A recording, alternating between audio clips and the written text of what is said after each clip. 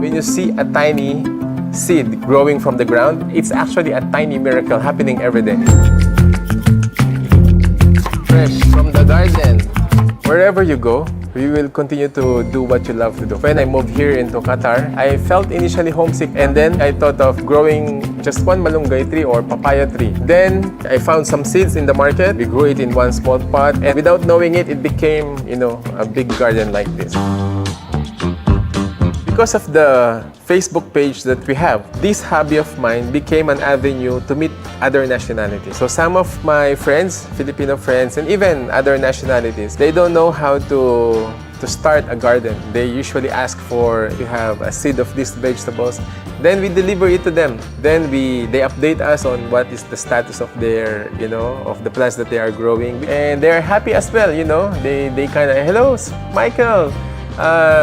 The vegetables that I have started to grow, which came from you, is now fruiting already, is now flowering already. So that's a good feeling.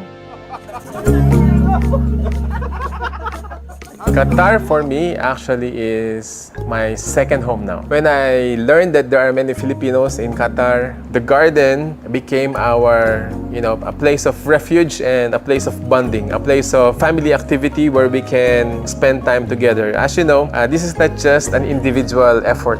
This is basically a family effort that it became very beautiful like this. It helped the community grow together and become closer with each other.